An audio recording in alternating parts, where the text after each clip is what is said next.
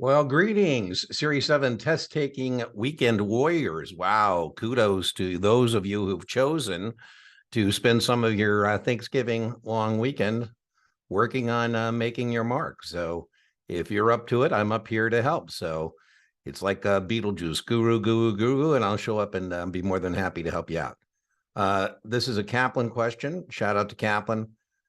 Kaplan allows me to give you a free look on Kaplan content. And if you want a Kaplan QBank as a paid supplement, my discount code at checkout is Guru10. That's the commercial. We'll help you with any question. We're agnostic about who your test prep vendor is in terms of providing you help. We're more than willing to answer any question about any exam from any vendor. All right, let's get started on this one. You're a 65-year-old client. So let's talk about key kind of words here. The first thing I want to think of as a test taker is a 65-year-old client is certainly over 59 and a half.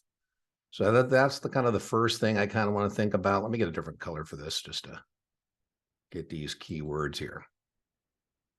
So that's going to be important, I think. Maybe, who knows? We'll see what the question says. Owns a non-qualified variable annuity. That's really important. You know, there's two versions of variable annuities. There's the qualified version that is available to employees of 403Bs or 501Cs, known as a tax sheltered annuity, which is qualified, meaning you're using pre-tax money. So 3 letters make a very much a difference in your exam here. And those 3 letters, let's just put those 3 letters there, are non-qualified. Those 3 letters, N-O-N, that's going to be key perhaps. All right, so a non-qualified variable annuity, I'm using after-tax money. Money I've already paid taxes on. And so as we see here, I put 29. I always just like to make it me. I'm going to pretend I'm the 65-year-old client here. As my haters say, I'm not the 65-year-old client. I'm the bitter old man, 60-year-old bitter man.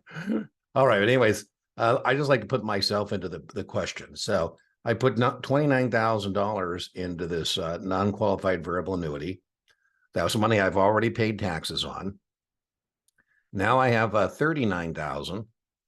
So that looks like I've made $10,000 tax deferred.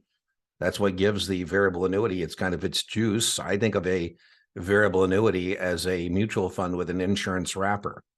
Certainly wouldn't use that in talking to clients, probably wouldn't use that with a compliance officer.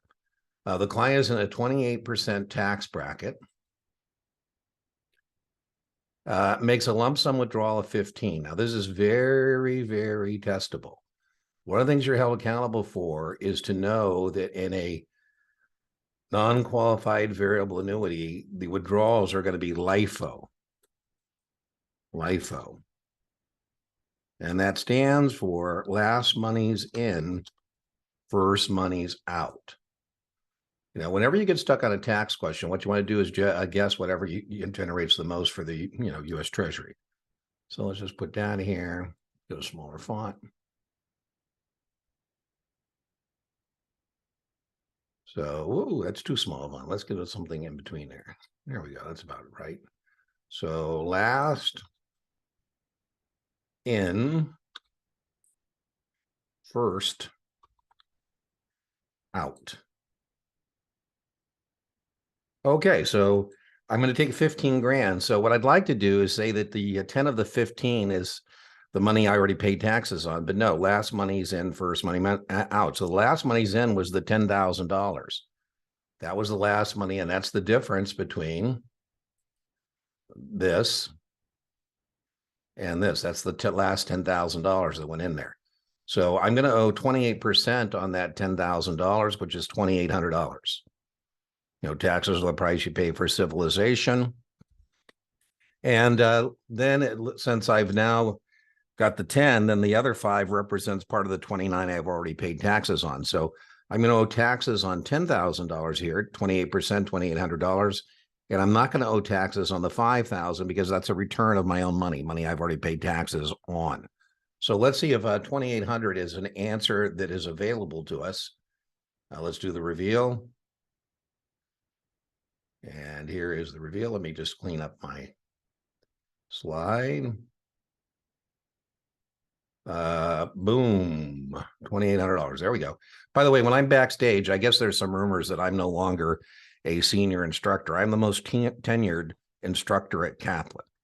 And as part of that, I'm kind of a senior instructor emeritus. I choose what I want to do or not do with Kaplan, kind of an honorary position to be in. But that being said, when I'm backstage and using the Kaplan Q Bank, it always gives you the choice A. So in your example, it may not be A, but backstage, when I pull it up, it's always going to be A. All right, let's see what the explanation is. The annuity is non-qualified, which means the client has paid for it with after-tax dollars, has a basis equal to 29. So that's the money we pay taxes on. Consequently, the client pays taxes on the growth, which is 28% of that. So pretty much what we have said there as well. So hope you enjoy the rest of your weekend. I'm here for you. If you need me, I'm available. Remember, inch by inch, Series 7 is a cinch. Yard by yard, Series 7 is hard. Happy Thanksgiving. Gobble, gobble.